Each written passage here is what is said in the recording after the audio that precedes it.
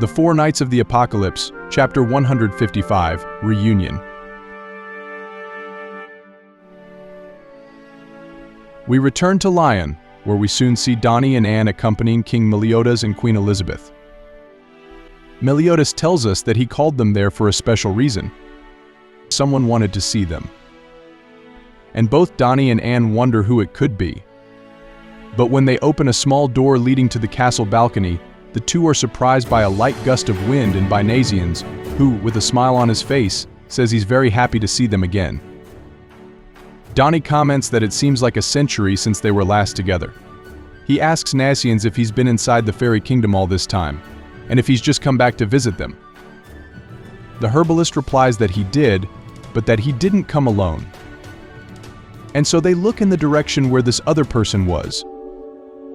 The two of them remained motionless, without reaction, not believing what they were seeing.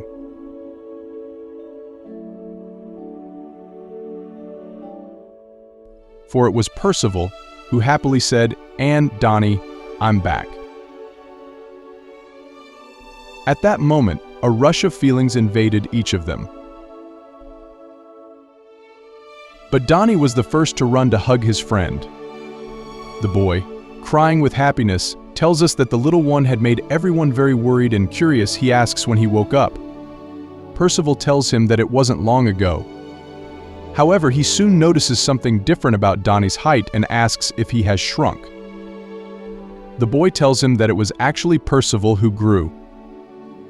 Donnie, however, tells him that he has also grown, but in his case in a different way, so the boy shows him the muscles he has gained. However, the only thing that Percival realizes has actually grown is the part of his hair that he had accidentally shaved off. As the two of them discuss what has grown and what hasn't, Nasiens realizes that there's something strange about Anne. Worried, he asks her if she's not going to talk to Percival, but a tense Anne just says, "Come back to us now as if it were nothing. After the way you left us. Apologize right now. Do you know how we felt when we took you back home 2 years ago?" Seeing Anne like that, Donnie immediately asks her to calm down. However, Percival, without saying a word, stops right in front of Anne, who in turn can't even look into Percival's eyes.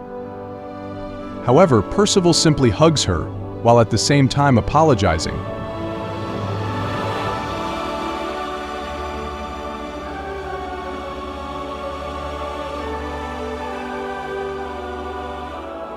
To Anne and also to Donnie.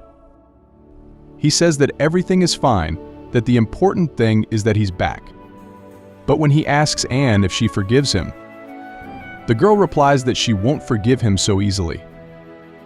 But Donnie begins to see this as an exaggeration. Nasiens asks her to listen to her heart. But while Anne can't get over it, Percival asks them to put it aside for the time being, because there was something very nice he needed to show them.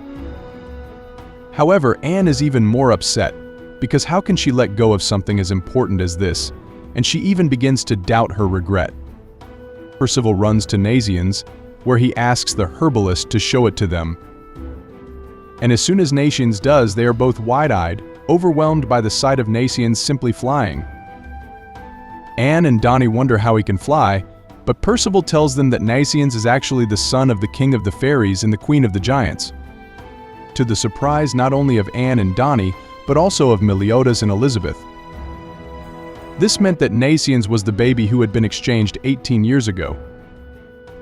And that this was the cause of a great commotion at the time, leaving Diane in a state she had never seen before. So Elizabeth believes that the two of them must be extremely happy about their return, and that she is also very happy for them. Nasiens thanks her and Meliodas takes the hook to ask how King and Diane are. Percival replies that they've been through quite a difficult time, as one of Arthur's henchmen, Warden of the Four Dangers, has invaded the fairy kingdom in search of the ancient elixir. And even though he helps the fairy king in this situation, unfortunately in the end the elixir is stolen. Knowing this clearly worried Meliodas and Elizabeth. And as the subject was one of the Four Dangers, Donnie tells us that they also faced one of them, in this case the true knight called Beltrape. And when he hears this, Percival then adds, You're talking about that incredibly strong guy who seriously injured Mr. Gauther. And hearing this from Percival leaves Donnie at a loss to understand how he already knew this. On the other hand, the name Worlden wasn't strange to Meliodas because he was sure he'd heard it somewhere before. And Elizabeth remembers that it came from Merlin a long time ago. However, Meliodas soon realizes that no one was understanding anything they were saying, so the King of Lion apologizes, as it was something private between the two of them. However, he says that it's already late and that the rest of the story can be left until tomorrow. Percival's long-awaited meeting with his friends has taken place, and the Percival platoon is back together. Continued in the next chapter, entitled Searching for Friends.